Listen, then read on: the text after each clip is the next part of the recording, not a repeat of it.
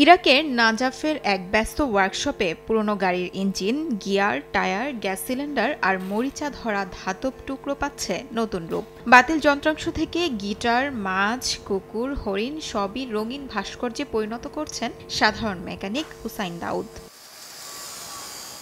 প্রথমে এটি নিছক শখ ছিল বলে জানান হুসাইন, কিন্তু ধীরে ধীরে বুঝতে পারেন এটা কেবল শিল্প নয়, বরং স্ক্র্যাপ আর্ট, যা পরিবেশকে রক্ষা করার এক গুরুত্বপূর্ণ বার্তা বহন করে।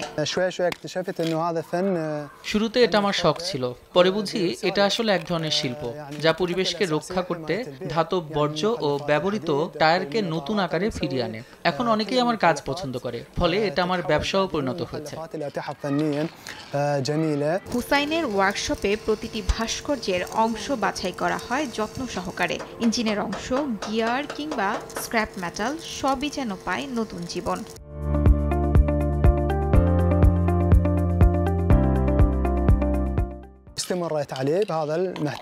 ওরা যখন পুরনো যন্ত্রাংশ বদলে ফেলে, আমি সেগুলো নিয়ে আসি।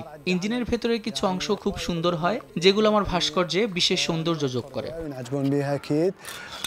তার তৈরি শিল্পকর্মের একটি এখন শোভা পাচ্ছে ইরাকের আল কাদিসিয়া প্রদেশের একটি তেল বিতরণ কোম্পানির সামনে, যেখানে একটি মুষ্টিবদ্ধ হাতের মাঝে রয়েছে একটি রেঞ্জ, যা শক্তি ও পরিশ্রমের প্রতীক।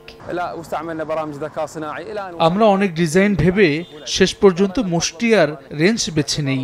শক্তি ও শ্রম, এই দুটি প্রতীক একত্র করেছি। হুসেইন দাউদের কাজ আমাদের অনুপ্রাণিত করেছে এবং তার শিল্প এখন আমাদের গর্ব। দাউদের স্বপ্ন তার স্ক্র্যাপ আর্ট একদিন আন্তর্জাতিক পর্যায়ে পৌঁছবে, যেখানে উদ্যান, পার্ক ও সড়কের পাশে তার শিল্পকর্ম মানুষকে মনে করিয়ে দিবে বাতিল যন্ত্রাংশ হতে পারে সৌন্দর্যের উৎস। শিউলি রোজা, সময় সংবাদ।